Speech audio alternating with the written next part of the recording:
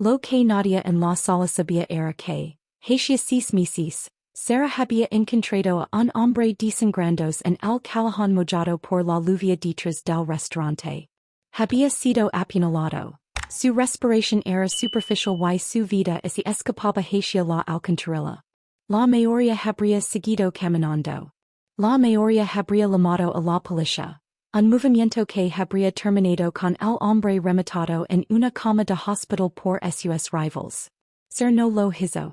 Hizo sus conocimientos básicos de primeros auxilios. Su fuerza silenciosa y su negativa a dejarse intimidar por la oscuridad para arrastrarlo al sótano.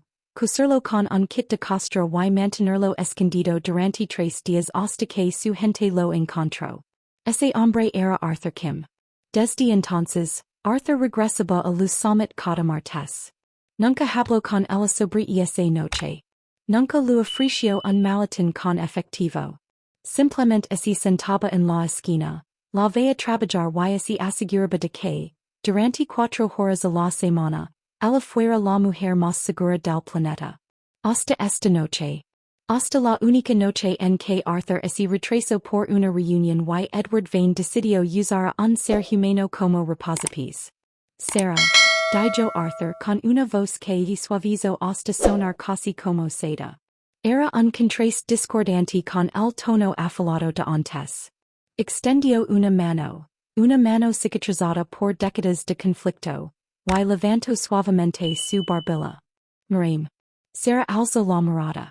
Sus ojos estaban muy abiertos, rebosantes de lágrimas que se negaba a dejar caer frente a Edward. Yo, dejé caer la sopera, Arthur. Fui torpe. No, respondió Arthur mientras su pulgar limpiaba una lágrima perdida en su mejilla. Fuiste asaltada por un niño al que nunca se le enseñó el valor de las cosas que rompe. Giro la cabeza lentamente hacia Edward, con un movimiento lento y depredador. Edward, ¿sabes por qué tu tío el gran Julian Vane nunca viene a este restaurante los martes?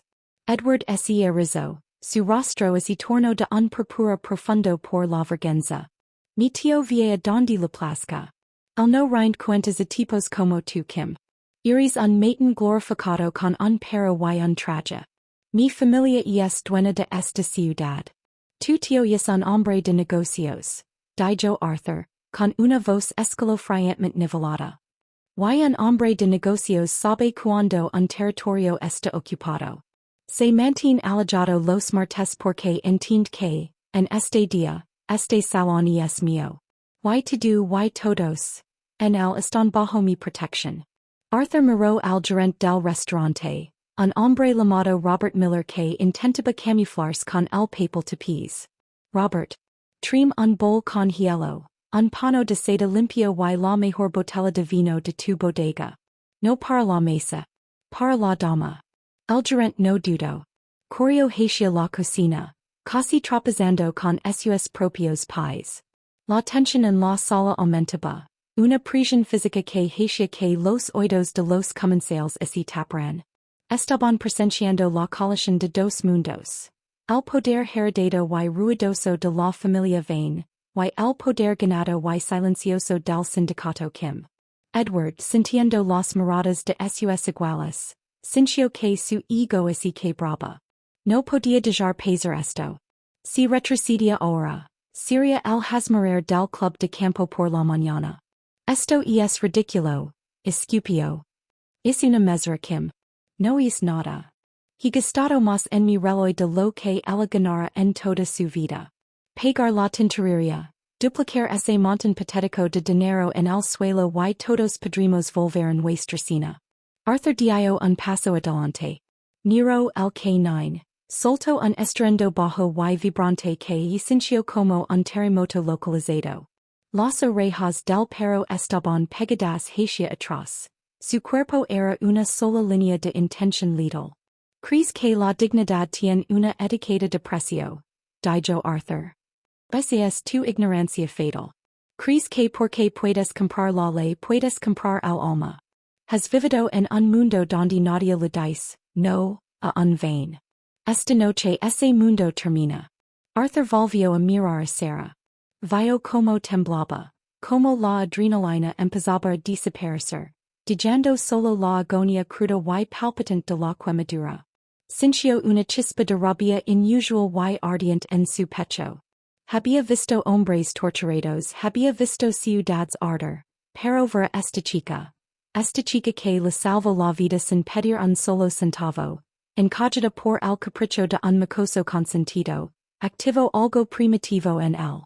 Quedé con ella, susurró Arthur a su socio, un hombre alto y silencioso llamado John Wickham.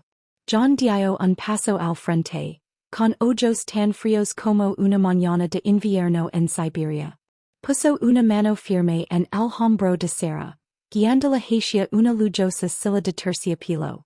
Los comensales llegaron. Nadie se sentaba en esas sillas sin una reserva hecha con meses de antelación. Sarah se sentó, luciendo pequeña y frágil contra la tela con hilos de oro. Arthur se volvió hacia Edward. El príncipe de la ciudad miraba alrededor, buscando un aliado. No encontró ninguno. Incluso esos amigos, los aduladores que solían reírse de esas bromas más crueles, miraban esos platos, repentinamente fascinados por su carne wagyu. Voy a darte una opción, Edward, dijo Arthur, con la voz biondo a un registro que hizo que los velos de los brazos de todos se erizaran. Puedes disculpar con Sarah. Puedes ponerte rodillas tal como ella estaba. Y recoger con los dientes cada uno de los dólares que tiraste en esa sopa. Un jadio recorrió la sala. Era una demanda imposible. Un vain de rodillas? Los ojos de Edward se agrandaron. Estás loco. Estás muerto. Mitio de cortar la cabeza por esto. ¿Sabes quién es él? ¿Tienes idea de lo que puede hacerte? Sé exactamente quién es tu tío, dijo Arthur. De hecho, ¿por qué no lo llamamos? Estoy seguro de que a Julian lo encantaría saber por qué su sobrino está poniendo en peligro el acuerdo comercial vain Kim por un plato de sopa. Arthur sacó un teléfono elegante y encriptado de su bolsillo y presionó un solo botón. El silencio era tal que así podía escuchar el tono de llamada electrónico. El rostro de Edward pasó de purpura a un blanco fantasmal y traslúcido. Conoce el acuerdo del que hablaba Arthur. Era el trato multimillonario que mantenía en funcionamiento los puertos de los vain. Si ese trato se arruinaba, el imperio vain no solo se desmoronaría, explotaría. Espera, susurró Edward con la voz quebrada. Vamos a hablar de esto. El tiempo de hablar terminó cuando la sopa tocó su piel, sentenció Arthur. El teléfono fue contestado al segundo timbrazo. Una voz profunda y rasposa resonó por el altavoz. Julian Vane. Arthur? Es tarde. ¿Hay algún problema?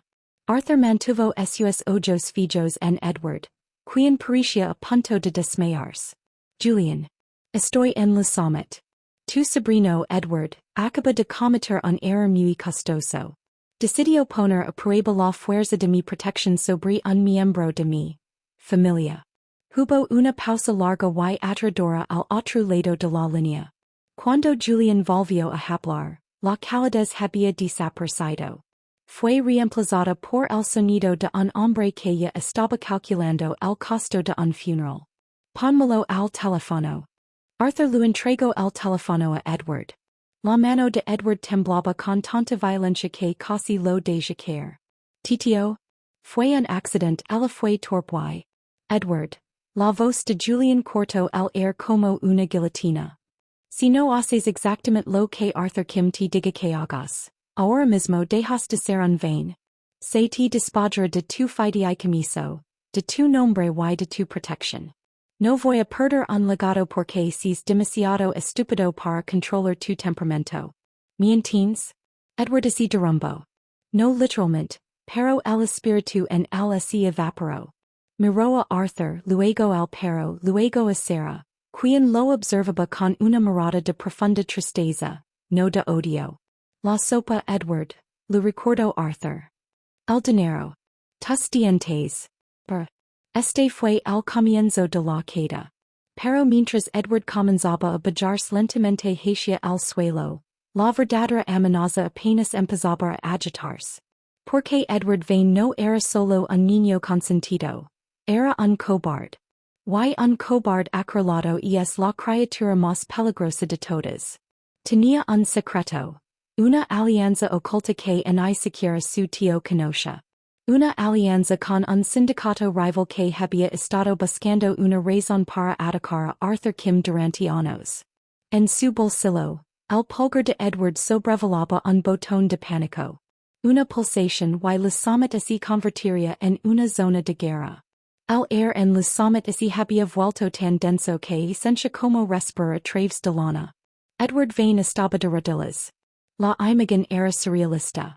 Un hombre que representaba la cima de la elite de la ciudad, con esos pantalones de $5,000 absorbiendo los restos grasientos y anaranjados de la crema de langosta. Tenía las manos apretadas a los costados, con los nudillos blancos como el hueso. Cada par de ojos en la habitación era una cámara, registrando su humiliación definitiva. El príncipe del horizonte estaba hurgando en la sociedad. Arthur Kim permanecía sobre él, como un monolito de furia sombría. No parecía triunfante, parecía un juez dictando una sentencia que lo aburría. Nero el K9, se mantenía perfectamente inmóvil, pero la vibración de baja frecuencia en el pecho del perro era una advertencia de que el más mínimo movimiento repentino resultaría en un atado cerrado. Y tus dientes, Edward, instó Arthur, con una voz que era un raspio bajo y letal. Muéstranos cuánto valores ese dinero. Edward tenía los ojos inyectados en sangre, recurriendo a la multitud. Vio a los amigos que había comprado con champán y viajes en yate mirando hacia otro lado. Vio el miedo en los ojos del gerente. Pero sobre todo vio a Sarah. Ella estaba sentada en la silla de terciopelo, mientras su brazo era atendido por el hombre de Arthur, John Wickham. Ella no se reía. No se regodeaba. Lo miraba con una lástima que quemaba más de lo que la sopa jamás podría hacerlo. Esa lástima fue la chispa final. La mano de Edward oculta en la sombra de su muslo, presionó el botón de pánico en el pequeño dispositivo de su bolsillo. Era una señal encriptada y silenciosa. Un código negro, enviado a un grupo de hombres a quienes no les importaban los tratados entre Vane y Kim. Estos eran los Vipers, Vibora. Una célula de mercenarios renegados que Edward había estado financiando en secreto con activos desviados de la familia para construir su propio ejército privado en las sombras. Tenía la intención de usarlos para derrocar a su tío eventualmente, pero esta noche, su ego exigía sangre. Yo no puedo, graznó Edward con la voz quebrada. ¿No puedes? ¿O no quieres? Preguntó Arthur ladeando la cabeza. No ser doblegado por una chica que carga platos. Gritó Edward, abalanzándose repentinamente hacia arriba. No fue a por Arthur. Fue a por Sarah. En su locura, pensó que si podía herirla de nuevo, podría recuperar su poder. Alcanzó un pesado cuchillo de carne que había cuidado en una mesa cercana, con el rostro contorsionado en una máscara de pura y absoluta malicia. La sala estalló en gritos. Pero Arthur Kim fue más rápido que un latido. Antes de que los dedos de Edward pudieran siquiera rozar el mango del cuchillo, la mano de Arthur salió disparada como el ataque de una cobra. Agarró a Edward por la garganta, y la fuerza del impacto levantó al multimillonario del suelo. El cuchillo de carne cayó al suelo inútil. Arthur lo estampó contra un pilar de mármol decorativo. El sonido del impacto resonó como un disparo. Algist. Mal, susurró Arthur. En ese preciso segundo, los ventanales delanteros del restaurante estallaron. Enormes panels de vidrio reforzado explotaron hacia adentro en una lluvia brillante de fragmentos letales. Cuatro hombres con equipo táctico, usando máscaras negras sin rasgos, entraron por la brecha deslizandos por cuerdas. No eran matones caballeros. Se movían con la precisión sincronizada de las fuerzas especiales. Tocaron el suelo y inmediatamente levantaron sus ametralladoras. Abajo. Todos al suelo. Rugió John Wickham, lanzando su cuerpo sobre Sarah para protegerla de los cristales voladores y del plomo inminente. Los comensales se dispersaron, zambulendos bajo las mesas. El sonido de silas volcadas y porcelana rota lino el air. La atmósfera sofisticada de luz summit había desaparecido, reemplazada por el aroma crudo y metálico del ozono y la muerte inminente. El líder de los mercenarios, un hombre con una cicatriz dentada visible a través de la ranura del ojo de su máscara, niveló su arma hacia Arthur. Soltalo Kim. Ahora, o convertiremos esta sala en una morgue. Arthur no lo soltó. Mantuvo su hogar en la garganta de Edward, usando al hombre jadante y aterrorizado como escudo humano. Sus ojos, sin embargo, no estaban en los mercenarios. Estaban en Sarah. John. Gritó Arthur por encima del chaos. La salida de la cocina. Levatela. Si un solo cabello de su cabeza sufradano. Quemare esta ciudad hasta los cimientos para encontrarte. Sarah estaba pálida, con los ojos muy abiertos por el terror mientras miraba a los hombres enmascarados. Arthur no. No te quedes aquí. Vete. Ordinó Arthur, con una voz que era un rugido capaz de rivalizar con el gruñido del K9. El líquido golpeó la seda de su uniforme con un sonido parecido a un último suspiro. Un golpe humido y pesado seguido por el sicio del vapor. Luego vino el grito corto y agudo, tragado de inmediato por el silencio asfixiante de la summit. Por un latido, el único sonido en el comedor de 5 estrellas fue el rítmico goteo de la crema de langosta cayendo desde las puntas de los dedos temblorosos de Sarah McLean hacia el suelo de mármol italiano. Su piel se estaba tornando de un carmesí violento y irritado bajo el líquido traslúcido. La sopa a 180 degrees Celsius traspasaba su delgada manga. De pie sobre ella, con el rostro como una máscara de aburrido destin aristocrático, estaba Edward Vane. No parecía un monstruo, parecía un príncipe, envuelto en un traje gris merengo hecho a medida que costaba más de lo que Sarah ganaba en 3 años. Bajó lentamente la sopera de plata, con los ojos fríos y vacíos de cualquier cosa parecida a la impaciencia humana. No miró el brazo quemado de ella. Miró la salpicadura microscópica de caldo naranja que había aterrizado en su zapato de cuero pulido. Pedí que se sirviera a la temperatura adecuada. Dijo Edward, con una voz de baritono suave y aterradoramente tranquila que legó a cada rincón de la sala congelada. Claramente no estabas escuchando. Quizás el calor te ayuda a recordar tu lugar la próxima vez. La elite de la ciudad, senadores, magnates tecnológicos y herederos, permanecía como estatuas en sus mesas. Conocen a Edward Vane. Conocen a su tío, el hombre dueño de los bancos, de la tierra y del air mismo que respiraban. De Safiera Edward era cometer un suicidio financiero y social. Así que solo miran. Miraron como Sarah, una mujer que solía moverse por las sombras del restaurante con una gracia etérea y silenciosa, se hundía de rodillas, sujetándose el brazo, con los ojos llorosos no solo por la agonía de la quemadura, sino por el peso aplastante de la degradación pública. Edward metió la mano en su bolsillo, sacó un fajo de billetes de $100 y los arrojó al suelo. Karen revoloteando como joyas muertas, aterrizando en el charco de sopa. Limpialo, susurró. El suelo la sopa y ti misma. Iris un insulto a la vista. Sarah no buscó el dinero. Ni siquiera lo miró. Miró hacia las pesadas puertas de roble al fondo de la sección VIP. Puertas que daban a una terraza privada reservada habitualmente para un único cliente recurrente que llegaba cada martes a las 8 p.m. Un hombre que nunca alzaba la voz. Un hombre que nunca hacía exigencias. Un hombre que, durante los últimos 6 meses, había observado trabajar a Sarah con una intensidad extraña y silenciosa que sentía menos como un interdepredador y más como una tutoria protectora.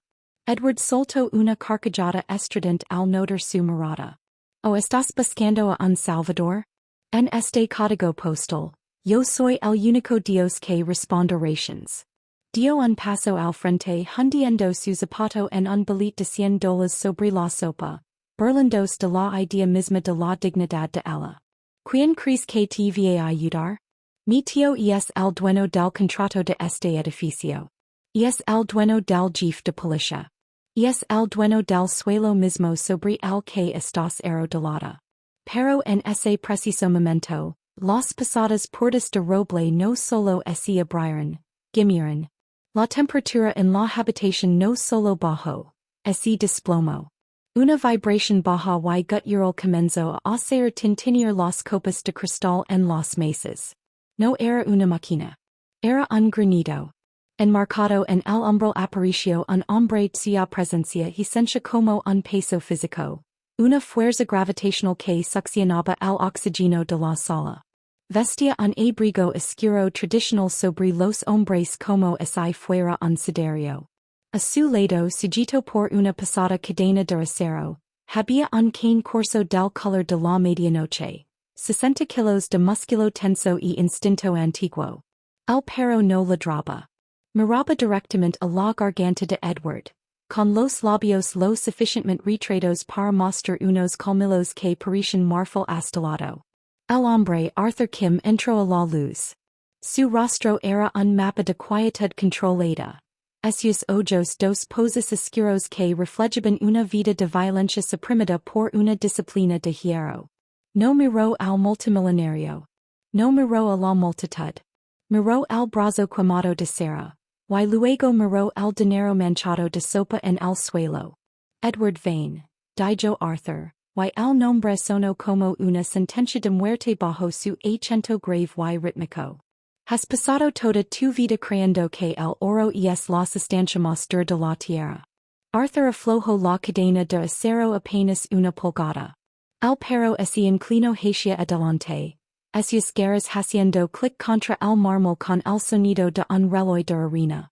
Esta noche, continuó Arthur, bajando la voz a un susurro que resonó más fuerte que un grito, voy a enseñar la diferencia entre tener dinero y tener poder. La pregunta quedó suspendida en el aire, densa y sofocante. ¿Quién era esta chica para un hombre como Arthur Kim? ¿Y que estaba a punto de sustraer al hombre que se creía intocable? El silencio que siguió a la entrada de Arthur Kim no fue solo la ausencia de ruido. Era un vacío. Edward Vane, por primera vez en sus 26 años de vida, sintió una gota de sudor frío recorriendo su columna. Reconoció a Arthur. Todos en el peligroso mundo de la logística internacional conocen ese nombre. Era el hombre que había convertido los muelles de carga en una nación soberana. Un fantasma que movía por las venas de la ciudad con la letalidad silenciosa de un depredador alfa. Pero el pánico de Edward fue rápidamente eclipsado por su arrogancia tóxica y arraigada. Él era un Vane. El escudo de la familia Vane estaba estampado en los rascacielos que definían el horizonte. Se ajustó los gemelos, con las manos temblando solo ligeramente mientras forzaba una mueca de desprecio. Señor Kim, dijo Edward intentando recuperar el equilibrio. No sabía que frecuentaba establecimientos tan públicos. Si viene por la sopa, me temo que el servicio ha sido bastante deficiente esta noche. Arthur ni siquiera parpadeó. Ni siquiera reconoció el intento de broma de Edward. En su lugar, se desabrocó lentamente el abrigo, entregándoselo a un socio silencioso que había aparecido detrás de él como una sombra. Bajo el abrigo, Arthur vestía un traje que susurraba sastrería del viejo mundo y sangre del nuevo.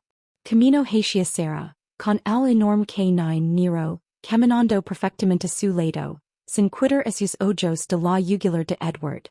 Sarah McLean permanecía de rodillas.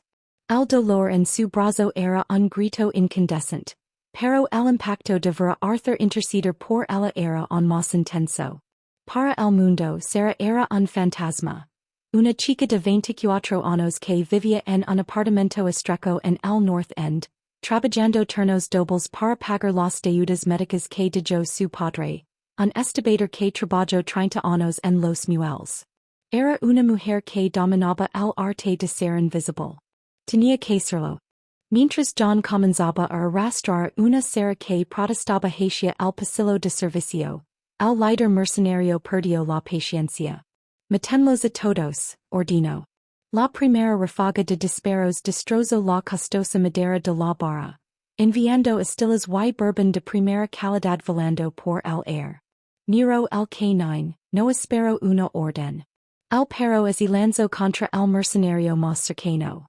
Un borrón de pelagi negro y furia, atrapando el antebrazo del hombre en un lugar demolido antes de que pudiera estabilizar su puntería. El incident inicial ya no era solo una confrontación por una mesera. Era el comienzo de un golpe de estado. La ignorancia fatal de Edward no solo había expuesto su crueldad, había invitado a una guerra al corazón de la ciudad. Mientras los mercenarios se movían para flanquear a Arthur, y mientras Sarah era lavada rápidamente hacia los pasillos oscuros y laberínticos de los túneles de servicio, los riesgos habían pasado de ser una cuestión de orgullo a una lucha desesperada por la supervivencia. La pregunta ya no era si Edward se disculparía. Era si alguien saldría vivo de este edificio. Los túneles de servicio bajo luz summit olían a hormigón húmedo y grasa vieja, un contraste marcado con el aire perfumado con lavanda del comedor. John Wickham se movía con una velocidad fluida y aterradora, su mano guiando con firmeza pero con suavidad a Sarah a través del laberinto. Detrás de ellos, el sordo tup de los disparos con silenciador resonaba por los conductos de ventilación, seguido de un grito que sonaba como si Edward Vane finalmente se diera cuenta de que su dinero no podía sobornar una bala. Tenemos que volver. Jadeó Sarah, con la respiración entrecortada y los pulmones ardiendo. Su brazo era un desastre de ampollas, la seda de su manga se había derretido sobre la piel, pero la adrenalina actuaba como un anestésico temporal. Arthur todavía está allí. Está solo con esos monstruos. John se detuvo ante una pasada puerta de acero, sus ojos escaneando los monitores de seguridad del pasillo. Se giró hacia ella con una expresión indescifrable. Arthur Kim nunca está solo, Sarah. Y esos hombres no son monstruos, son objetivos. Mi trabajo es asegurar que el activo, tú, esté a salvo. Si fallo no tendré que preocuparme por Arthur. El será quien venga por mí. Empujó la puerta para abrirla, levándola a un callejón mojado por la lluvia. Un SUV negro estaba en marcha, sus faros cortando la niebla como los ojos de un depredador. Pero cuando llegaron al vehículo, la ventana del conductor estalló. Un segundo escuadrón de mercenarios los estaba esperando. Al suelo.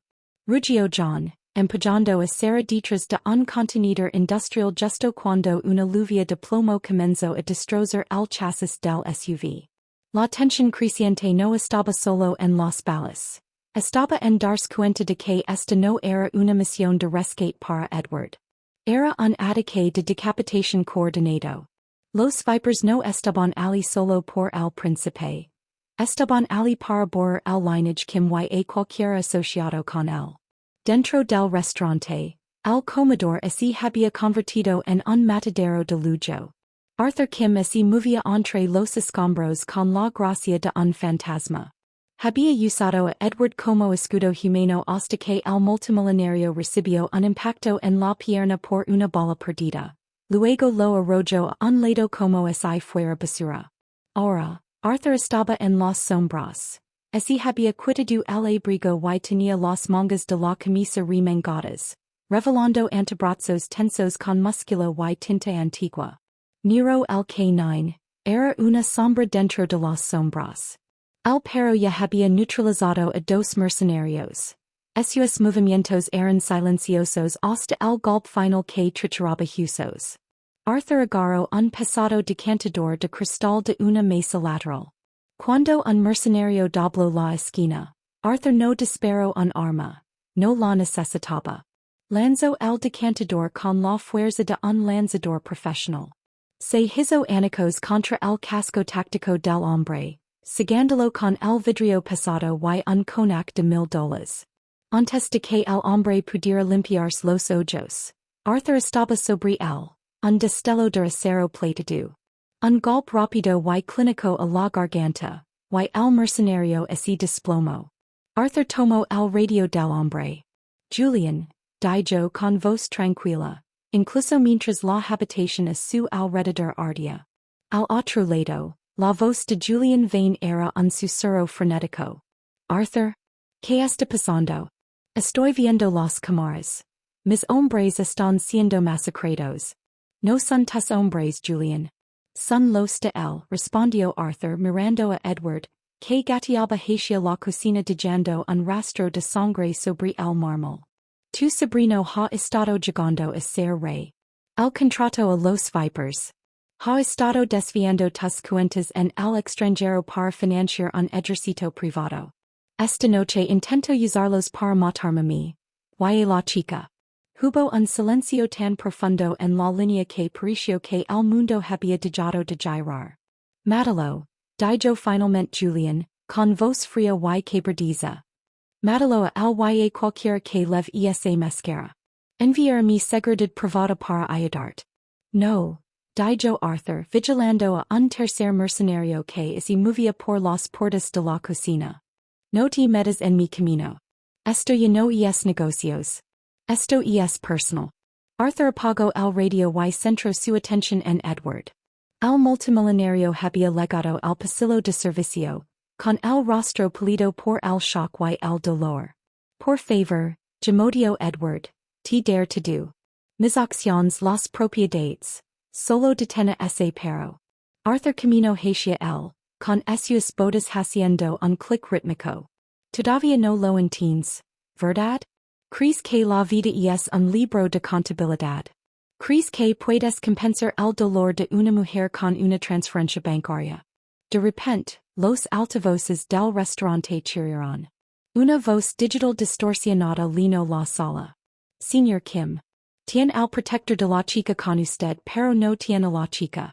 Hemos cerrado el perímetro. Si quiere que Sarah McLean viva los próximos 10 minutos, traer a Edward Vane al muelser. A solas. Arthur así congeló. Sus ojos fueron a una pantalla de seguridad en una pared cercana. Vio el callejón.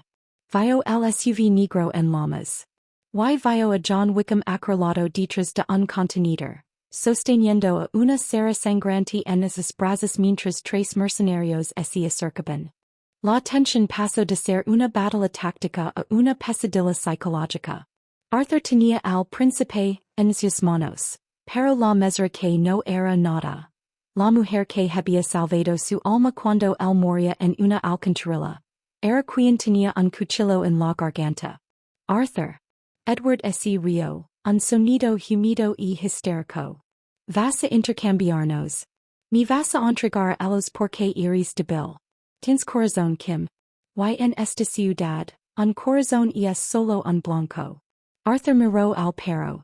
Nero dejó escapar un gemido, sintiendo la agitación de su alma. La mente de Arthur trabajaba toda velocidad. Conoce el muelser. Era una zona de muerte. Un espacio abierto donde los francotiradores podían eliminarlo desde un kilómetro de distancia. Pero también conoce a Sarah. Conoce la forma en que ella lo miraba cuando creía que él no la veía.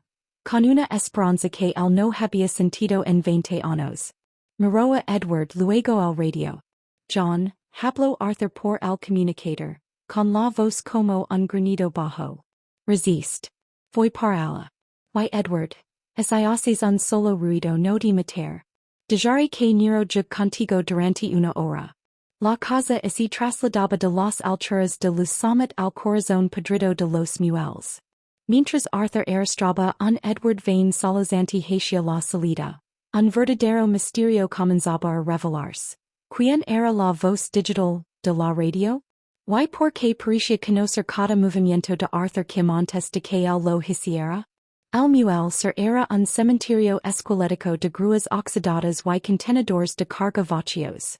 Bonado por el resplandor amarillo y enfermizo de los parpadeantes lamparas de sodio. La lluvia se había transformado en una implacable tormenta de agujas heladas, lavando la sangre del rostro de Edward Vane mientras Arthur Kim lo arrastraba hacia el centro del muelle. La silueta de Arthur era una rascadura dentada en la niebla. Sujetaba Edward por el cuello de su traje arruinado, mientras los talones del multimillonario se arrastraban entre la sal y la arena. Nero caminaba a su lado, con el pelaje erizado y una mirada depredadora que escaneaba las alturas de los contenedores. Aquí lo tienes. La voz de Arthur retumbó, rebotando en las paredes metálicas del estero. Mustrate. Suelto a la chica. De las sombras de un enorme contenedor rojo Sergio John Wickham. Cojaba con la camisa empapada en sangre oscura, pero su mano se mantenía firme sobre su arma.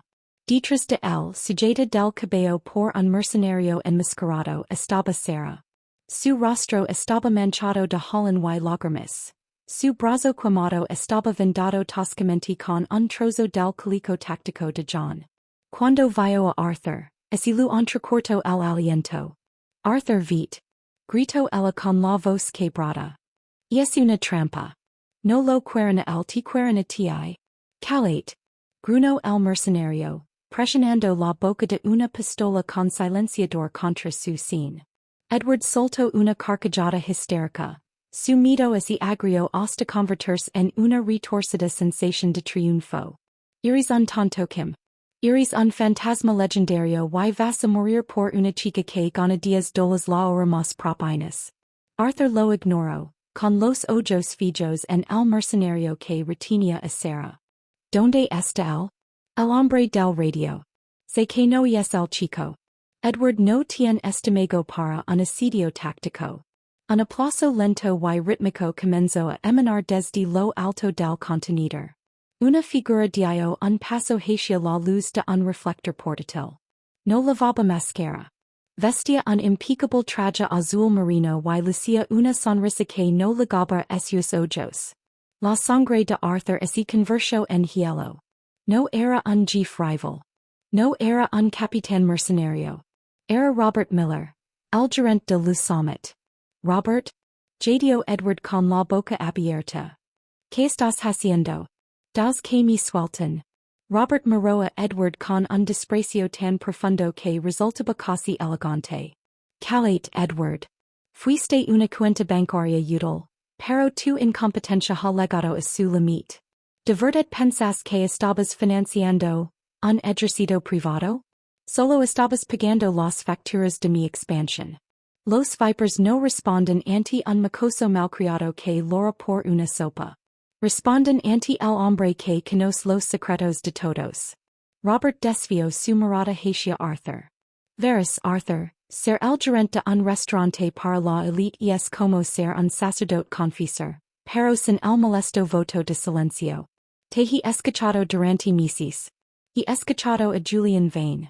He oído la logística, los códigos, las rutas comerciales. Sup de la chica en el momento en que entraste en ese callejón hace 6 meses. La revelación golpeó como un impacto físico. La humiliación, en el restaurante no había sido un acto aleatorio de crueldad. Había sido una provocación coreografiada. Robert sabía que Edward estallaría. Sabía que Arthur intervendría. Había usado el ego de Edward como un detonador para obligar a Arthur Kim a salir a campo abierto. La usaste, dijo Arthur, con la voz bajando a un registro de pura muerte vibrante. Le causaste dolor solo para llegarme. Necesitaba una palanca, Arthur, dijo Robert con calma, revisando su reloj. Eres lo único que se interpone entre yo y el control total de los muelles. Con tu desaparición, y con Edward incriminado por tu asesinato antes de que ese suicide, por la culpa, el imperio de Julian Vane será en un vacío. Y yo soy muy bueno llenando vacíos. Sarah miró a Arthur mientras comprendía el horror de la situación. Ella no era solo una víctima. Era el cebo de una trampa diseñada para decapitar la estructura de poder de la ciudad. Hay una cosa que calculaste mal, Robert.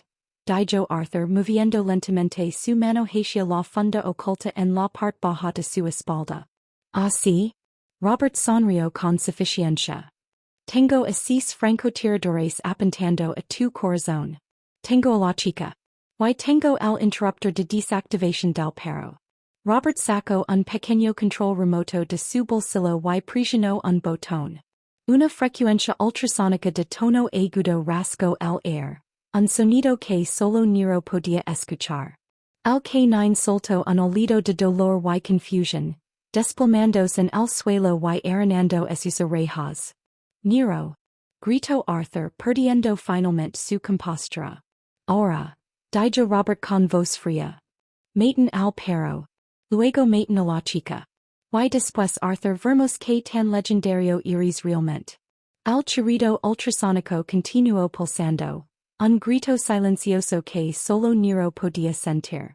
El imponente canine, usualmente un símbolo de poder inquebrantable, quedó reducido a una masa temblorosa de pelagi sobre el concreto mojado, gemoteando de una manera que desgarraba el pecho de Arthur. Basta.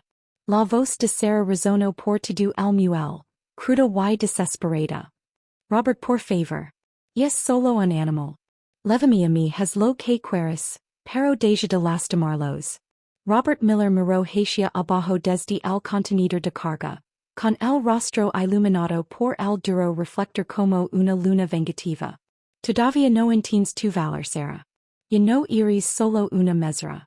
Eres el ancla que arrastra un titan al fondo del océano. Miró de reojo al mercenario que la sujetaba. Rompió la pierna. Quiero que Arthur escuche el sonido de su fracaso. No. Rugió Arthur dando un paso al frente. La bala de un francotirador rasgó el air, impactando en el concreto a centímetros de la bota de Arthur. Una advertencia. Los puntos los arrojos de 5 miras diferentes bailaron sobre el pecho de Arthur, centrándose en su corazón. Estaba paralizado. Un rey congelado en un jaque diseñado por alguien más. El mercenario levantó una pesada bota táctica, posicionándola sobre el tobillo de Sarah. Al cerró los ojos, con el cuerpo sacudido por los solozos. El ardor de la quemadura de sopa en su brazo finalmente quedó eclipsado por el terror puro y frío de lo que estaba por venir. Espera. Chilló Edward Vane desde el suelo, con un patético gorjo agudo. Robert, escúchame. Puedo darte más. Mi tío tiene una boveda privada en Zurich. Tengo los datos biométricos. No me mates soy un Vane. Valgo miles de millions. Robert ni siquiera lo miró. Eres una deuda, Edward. Y finalmente estoy cuadrando las cuentas. Lo hizo una señal al mercenario. Hazlo. Mientras la bota del mercenario comenzaba su descenso, el mundo pareció detenerse. Arthur miró a Sarah. La miró de verdad. En sus ojos, no vio el miedo a la muerte. Vio una disculpa profunda y desgarradora. Ella lamentaba que su vida, pequeña y sin importancia, estuviera siendo utilizada para destruirlo a él. En ese momento de oscuridad absoluta, la separación era completa. John Wickham estaba acorralado, desangrándose detrás de un eje oxidado. Nero estaba incapacitado. Arthur era un blanco. Y Sarah era una víctima. La esperanza que se había encendido en el restaurante y estaba extinguiendo bajo la fría lluvia de los muelles. Lo siento, Arthur, susurró Sarah, con las palabras apenas audibles por el viento. Arthur sintió un vacío hueco abrirse en su interior. Esto era todo. Este era el momento en que la leyenda de Arthur Kim terminaba. No en un estallido de gloria, sino en un rincón humido y olvidado del mundo. Viendo como la única luz que había encontrado en años era apagada por un hombre que vendía vino y secretos. Bajo la cabeza, con los hombres quedos. El fantasma de los muelles, parecía derrotado. Tu ganas, Robert, dijo Arthur con la voz como un cascarón vacío. Paga el dispositivo. Deja ir al perro. Caminare hacia el agua. Solo, no la lastimes. Robert sonrió con suficiencia, saboreando la sumisión definitiva. Al gran Arthur Kim suplicando. Quisiera tener una cámara. Pero, por desgracia, los muertos no cuentan historias. Y los hombres rotos protagonizan relatos aburridos. No apago el dispositivo. En su lugar, saco su propia arma y apunto directamente a la cabeza de Arthur. Adiós, Arthur. Gracias por el territorio. El silencio que siguió fue el más pesado de todos. Era el silencio de una tumba siendo preparada. Cada obstáculo parecía insuperable. El romance, la protección, el poder. Todo estaba siendo arrebatado, dejando solo la cruda y fría realidad de una guerra perdida. El dedo de Robert Miller así tenso en el gatillo, sus ojos brillando con el reflejo de un imperio agonizante. Pero había olvidado la regla más fundamental de los muelles. Nunca subestimes a una mujer que no tiene nada más que perder. Cuando la boda del mercenario descendió hacia la pierna de Sarah, ella no gritó. No así en muto. En cambio metió la mano en el bolsillo descarado de su delantal. El mismo delantal que llevaba puesto cuando fue humillada. Sus dedos así cerraron alrededor de lo único que Edward Vane había olvidado. El pasado encendedor de lujo hecho de metal que él había dejado en la mesa tras encender su puro, justo antes de que comenzara el caos. Con un grito de desafío primario, Sarah no intentó protegerse. Estampó el pasado encendedor de metal contra la rótula del mercenario con cada gramo de fuerza que liquidaba. El hombre rugió de dolor, perdiendo el equilibrio. En ese segundo de distracción, la boca de su arma se desvió de la cabeza de Sarah. John. Ahora. La voz de Arthur ya no sonaba como la de un hombre derrotado. Sonaba como el impacto de un rayo. John Wickham que así había estado haciendo el muerto detrás de un eje oxidado, así incorporó de golpe. No buscó su pistola. Buscó la bengala que había sacado del kit de emergencia del SUV. Disparó el proyectil carmesí seguidor y chillón, directamente hacia la parte superior del contenedor donde se encontraba Robert. La bengala de magnesio blanco incandescente explotó en una lluvia de chispas, cegando los visors de visión nocturna de los francotiradores y banando el muelle en un rojo parpadeante y infernal. Nero. Kes. Rugió Arthur. La palabra era un comando para el cual Nero había sido entrenado desde que era un cachorro. Una anulación de emergencia absoluta. El estalido de adrenalina y la autoridad familiar en la voz de Arthur permitieron que el perro lucra contra la agonizante frecuencia ultrasónica. Nero no solo se puso en pie, se lanzó. Se convirtió en un proyectil de 140 kilos de músculo negro, volando por el aire y atrapando al mercenario que sujetaba a Sarah por el hombro, arrastrándolo hacia la oscuridad de los pasillos de carga. Arthur no esperó. Corrió hacia la cobertura de una grúa cercana mientras las balas de los francotiradores cegados destrozaban el suelo tras él. Pero no estaba yendo. Se dirigía hacia el panel de control de la red eléctrica principal del muelle. ¿Crees que conoces este lugar, Robert? Gritó Arthur, su voz cortando el fuego de las armas. Tú has mirado desde las ventanas de un restaurante. Yo construí estos muelles con sangre y hierro. Arthur golpeó con el puño el mando manual de emergencia. De repente, las enormes grúas electromagnéticas industriales, diseñadas para levantar contenedores de 60 toneladas, gimieron al cobrar vida. El zumbido era tan fuerte que hacía vibrar los dientes en la cabeza de todos. El campo magnético era tan intenso que comenzó a tirar del equipo táctico, de las armas y de los mismísimos contenedores donde los mercenarios estaban apostados. Uno por uno, los rifles de los francotiradores fueron arrancados de sus manos por una fuerza invisible y titánica. El contenedor sobre el que Robert estaba de pie comenzó a deslizarse. El metal chirriando contra el metal como un dios agonizante. Robert luchó por mantener el equilibrio. Sus zapatos pulidos resbalando en el acero mojado. Esto no cambia nada. Todavía tengo los códigos de acceso de tus cuentas. No lo entiendes, Robert. Dijo Arthur saliendo a la luz roja de la Bengala, su silueta parecida a una deidad antigua de la guerra. No me importa el dinero. Nunca me importó. Me importa la chica que le dio un vaso de agua a un hombre moribundo cuando Nadie estaba mirando. John Wickham legó hasta Sarah, protegiéndola con su cuerpo mientras comenzaba a abrir fuego de cobertura con una ametralladora recuperada. Por primera vez los cazadores eran los cazados. Al punto de inflexión no había legado a través de una transferencia bancaria o un favor político, sino a través del courage de una mesera y el vínculo inquebrantable de un hombre y su perro. La clave del conflicto no era el poder, era la lealtad.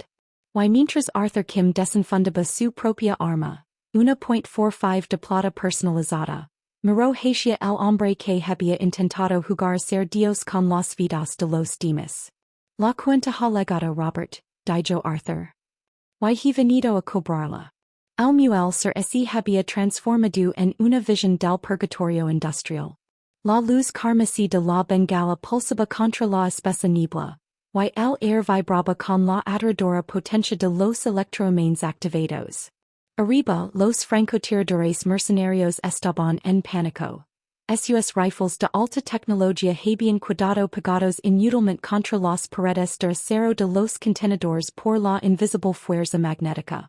Robert Miller ya no era el sereno maestro de los secretos. Era un hombre deslizándose hacia el borde de un precipicio literalmente. El contenedor de carga sobre el que estaba de pie se inclinó en un ángulo precario mientras el brazo de la grúa lo balanceaba hacia las aguas oscuras y agitadas del puerto. Wickham. Sácala de aquí. La voz de Arthur fue una orden que no admitía discusión. John Wickham no dudó. Tomó a Sarah en sus brazos. A pesar de sus heridas, ella extendió la mano y sus dedos rozaron la manga de Arthur al pasar. Arthur, vuelve, susurró ella, con una voz que era un frágil hilo de esperanza en medio del caos. Siempre respondió Arthur. Sus ojos se suavizaron por una fracción de segundo antes de endurcerse como el pedernal al volverse hacia los vipers restantes. El líder mercenario, el hombre de la máscara con la cicatriz, sacó un cuchillo de cerámica, la única arma que los imans no podían tocar. Se lanzó contra Arthur con la desesperación de una rata acorralada. Arthur ni siquiera parpadeó. Desvió el ataque con un movimiento brutal y eficiente, atrapando la muñeca del hombre y rompiéndola con un chasquido nauseabundo. En un movimiento fluido, Arthur hundió su codo en la sien del hombre, enviándolo en espiral hacia la oscuridad. Mientras tanto, Nero había terminado su trabajo abajo. El perro, ahora libre del tormento ultrasónico, montaba guardia en la base de la grúa central, un centinela silencioso de sombras y colmillos. Arthur comenzó a subir. Ascendió por la escala de hierro de la grúa con una velocidad que desafiaba su edad, con los ojos fijos en Robert. El gerente intentaba gatear hacia una pasarela secundaria, con su traje caro descarado y el rostro manchado de grasa. ¿Crees que eres un hero, Arthur? Gritó Robert sobre el rugido del viento. Eres un asesino. Solo eres una versión más cara de estos hombres. Arthur legó a la cima del contenedor, deteniéndose pocos pies del hombre que había orquestado la miseria de esa noche. Nunca pretendí ser un hero, Robert. Soy un guardián. ¿Y tú? Solo eres un héroe que necesita ser barato. Robert sacó una pequeña pistola Derringer de su calico. Disparó. La bala rozó el hombro de Arthur, desgarrando la fina lana de su camisa y trazando una línea de fuego sobre su piel. Arthur ni siquiera trapezó. Siguió avanzando, como una fuerza implacable de la naturaleza. Robert apretó el gatillo por segunda vez. Clic. Falló el disparo. Arthur extendió la mano y sus dedos se cerraron alrededor de la garganta de Robert, de la misma forma en que había sujetado a Edward Vane horizontes. Pero esta vez no había ningún tío a quien llamar. Ningún trato que ser. Espera. Espera. Una voz legó desde abajo. Era Edward. Estaba acrocado detrás de una caja, con la pierna sangrando y el espíritu totalmente roto. Arthur. No lo mates todavía. Altian los códigos. Si muer las cuentas de mi familia y quedaron bloqueadas. Serán mendigo. Arthur miró hacia abajo al patético príncipe, y luego volvió a mirar al aterrorizado maestro que tenía en su poder. Observó el horizonte de la ciudad a lo lejos. El mundo de los vanes y los millers, de personas que pensaban que la vida era un juego de números y peones. Esa es la diferencia entre nosotros, Edward, gritó Arthur. A ti te importa el oro. A mí me importa el alma. Con un rugido de esfuerzo, Arthur no arrojó a Robert al mar. En su lugar, lo estampó contra la cubierta de acero y lo inmovilizó con una rodilla sobre el pecho. Sacó el teléfono encriptado de Robert de su propio bolsillo. Desbloquéalo, ordenó Arthur. Jamás, dio Robert. Arthur silbó. Abajo, Nero soltó un olido que jalaba la sangre. Esos garras arranaban el metal del contenedor a pocos centímetros de la cabeza de Robert. El perro tiene hambre, Robert. Y yo me he cansado de ser paciente. La resolución de Robert así hizo anicos. Con dedos temblorosos, ingresó la anulación biométrica. Arthur observó la pantalla mientras el protocolo Viper así desactivaba. Las cuentas bancarias de los mercenarios, los archivos ocultos, la influencia que Robert ejerce sobre la ciudad. Todo comenzó a subirse un servidor externo seguro. ¿Y dónde lo estás enviando? Dio Robert. Es la única persona que sabe cómo usar la verdad como un arma, dijo Arthur. A Sarah McLean. El Giro final cayó con el peso de un martillo. Arthur no solo estaba derrotando a Robert, lo estaba entregando las slaves del reino a la mujer que Robert había intentado destruir. Para cuando llegaron la policía y los limpiadores, de Julian Vane, Sarah poseería suficiente evidencia para desmantelar a cada actor corrupto de la ciudad. La resolución fue absoluta. Los Vipers fueron neutralizados, la mente maestra capturada, y el arrogante sobrino quedó tiritando bajo la lluvia, dándose cuenta de que su fortuna así había esfumado hacia los bolsillos de la mesera a la que había quemado con sopa. La justicia no solo así había servido fría. El sol comenzó a sangrar sobre el horizonte, pintando el puerto con matices de oro y púrpura herido. El rugido industrial de los muelles había sido reemplazado por el sonido rítmico de las olas contra los pilares y las serenas distancias y desvanecidas de las autoridades. Habían pasado 3 semanas desde la noche en la summit. Los titulares de la ciudad habían sido un torbellino de escándalo y conmoción. Julian Vane así había retirado a una jubilación forzosa, con su imperio destripado por la liberación repentina y quirúrgica de documentos que detalban décadas de corrupción. Edward Vane, el príncipe del horizonte, ya no era visto en las salas VIP ni en los clubs de Yates. Actualmente esperaba su juicio en una instalación estatal, con sus trajes a medida reemplazados por un tosco mono naranja. Sin la protección de su tío ni el oro de su familia, estaba descubriendo exactamente que esencia al tener el poder absoluto, al otro lado de una puerta de acero. En cuanto a Robert Miller, el hombre que pensó que podía jugar a ser Dios, simplemente así había desvanecido en el sistema. Un fantasma perdido en las mismas sombras que una vez intentó controlar. En un rincón tranquilo y bañado por el sol de un nuevo café jardín en las afueras del North End, Sarah McLean estaba sentada a una mesa pequeña.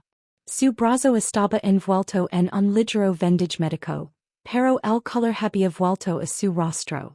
No llevaba puesto un uniforme de mesera. Vestía un vestido sencillo y elegante, y frente a ella había una computadora portátil que contenía los restos del acuerdo comercial Vane Kim, ahora reestructurado como un fondo de beneficencia masivo para las familias de los estibadores que Edward había pasado años explotando.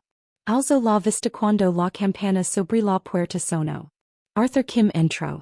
Hoy no era el fantasma de los muelles. Lavaba un suater isquiro sencillo y las manos metidas en los bolsillos. A su lado tratando con un paso orgulloso y rítmico estaba Nero. Las orejas del que nine y animaron en el momento en que vio a Sarah. Y soltó un ladrido corto y feliz que carecía de cualquier rastro de la amenaza de la semana anterior. Arthur se sentó frente a ella. Su presencia ya no era un peso, sino un consuelo. La transición se ha completado, dijo él, con una voz que era un zumbido bajo y cálido. Los fondos han sido liberados. Eres oficialmente la directora de la Fundación McLean. Sarah sonrió, una expresión genuina y radiante que iluminó sus ojos. Todavía no entiendo por qué lo hiciste, Arthur. Podrías habértelo cuidado tú. Podrías haber sido el rey que Robert quería ser. Arthur extendió la mano sobre la mesa y su mano cicatrizada cubrió brevemente la de ella. He pasado mi vida rodeado de personas que solo saben tomar. Quería ver qué pasaba cuando le daba algo a la única persona que alguna vez me tendió la mano sin esperar una recompensa. Miró a su alrededor el modesto y hermoso café. ¿Cómo está la sopa aquí? Sarah se echo a oír. Un sonido claro y musical que y sintió como la paisa final de un rompecabezas encajando en su lugar. Es perfecta. La hizo misma. Y te permito que se serve exactamente a la temperatura adecuada. El romance entre ellos no fue uno de declaraciones ruidosas o gestos cinematográficos. Se encontraba en el silencio compartido, el respeto mutuo y la comprensión silenciosa de dos almas que habían sobrevivido a la oscuridad y encontrado la luz juntas. Ambos habían crecido. Sarah había encontrado su voz y su poder, y Arthur finalmente había encontrado una razón para dejar de ser un fantasma. John Wickham permanecía fuera, junto a la ventana, como un guardián silencioso en un traje impecable, ascendiendo una vez hacia Arthur antes de desvanecerse entre la multitud de la mañana. La ciudad seguía allí con todo su ruido y su codicia, pero para los tres, y para el gigante pero negro que en ese momento apoyaba su cabeza en la rodilla de Sarah. El mundo finalmente estaba en paz. El ajuste de cuentas había terminado. La mesera era una reina, el jefe era un protector, y el chico que pensaba que el dinero lo era todo finalmente estaba aprendiendo el valor de un solo y humilde plato de sopa. Que viaje tan increíble. Desde las alturas de un restaurante de 5 estrellas hasta la dureza de los muelles de carga, hemos visto que el verdadero poder no se encuentra en una cuenta bancaria, sino en el valor de hacer lo correcto. La historia de Sarah y Arthur es un recordatorio de que la justicia puede tardar, pero nunca se niega cuando las personas buenas permanecen unidas. Quiero agradecerles a todos por acompañarnos en cada giro de esta época de 10,000 palabras. Antes de cuéntenos, ¿cuál fue el momento más satisfactorio de la historia para ustedes? ¿Fue el rescate de Nero over Edward perder finalmente los estribos? Digan un comentario abajo. Estar leyendo todos los que pueda. Si o no lo han hecho, por favor suscríbanse al canal y activen la campana de notifications. Tenemos muchas más historias emotivas y de alto riesgo esperándoles, y no queremos que se pierdan en una sola. Hasta la próxima y recuerden, sean amables, sean leales y nunca subestimen a una mesera silenciosa.